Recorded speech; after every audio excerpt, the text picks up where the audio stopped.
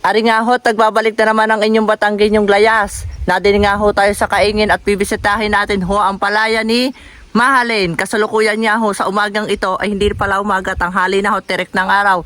Kasalukuyan niya ho ako nasa ilalim ng puno ng kadyos at ang katabi ko nga ho ay mais na patay. Ali. Yan, samahan niyo ho ako libutin muli ang palaya ni Mahalin kung pwede nang anihin. Let's go! Ay, ari na nga ho, ang palay ni Mahalin. Kita ganin niyo. Oh, kumbagay lagihay na nga. Lagihay.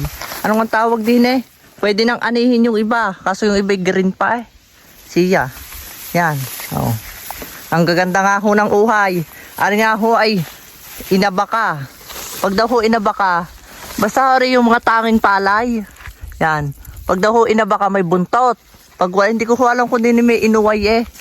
Iba ho ang tawag din eh, kumbaga sa palayan eh, mga sinandomeng, ano gayon, marais, ano kang brand ng mga gayon.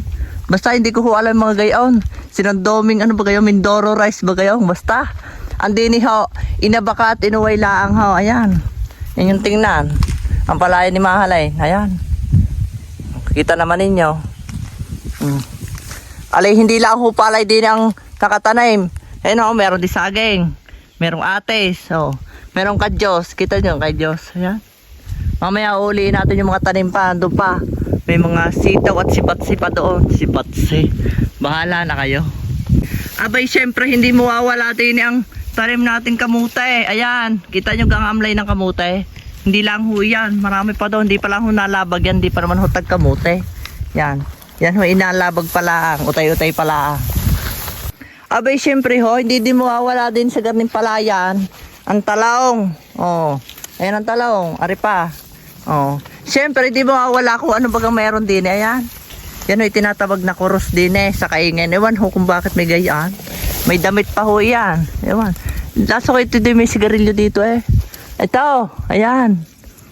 Binilot na sigarilyo. Tabako. Ayawan ho kung bakit na gayaan. At meron hong salay. Meron dito taisen. Tingnan nyo. Ayan o. May barita din. Huwag nyo kukuhanin na rin ha. Husay kayo kay Mahalin. Sabi ko sa inyo, hindi mo awalan din ng kibal. Oh. Ay, makuha na kayo ng kibal. Nahinog na nga ako yung iba. Minsan lang humakapang gulay din eh. Sampaga. Aring ngusay. Ari pa. O, ayan. Tapos meron din yung ampalayang ligaw. Alam mo yung ampalayang ligaw? Masarap kong ginataan yan. Ginisa. Ay, bahala na kayo kung anong gusto nyo luto. Yan, kita nyo ga? Ang palayang dahon ho yan. Lasa ko naman kayo mananawa ng kadyos din eh. Pag bumuka lahat. Ay, dikit-dikit yung mga kadyusan din eh. Oh, wala pala akong bulaklak. Ayan. Halos kalahati yata ng palaya ng tatay kadyusan ay.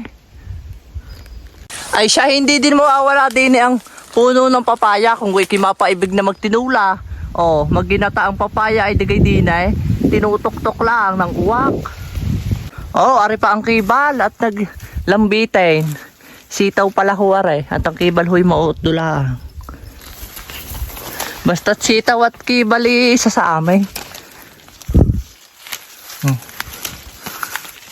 Hanggang tayog. Mataas na nga ako'y matayog pa sa akin eh. Abay, siyempre, hindi mawawala sa Kaingin na rin si Batse.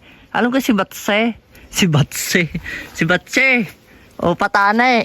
Bahala kayo kung anong tawag ninyo din eh. Patane pala ho ang garing malalaki. Ang mga si Batse ho yung garing maliit. Yan. Ayan. O hulog pa. Ari ho si Batse. Kasi hindi pa ho pwedeng kuhanin. Tinak pa na ng dahon. Ayan ho. Si Batse. Ayaw, lim pa. Yan. O. Dini ho garing sa labaga na garne. Hindi din nagsama-sama na eh. May kibal, may si Batse. May patane, o may kundol. Ay wala pala akong kundol din eh.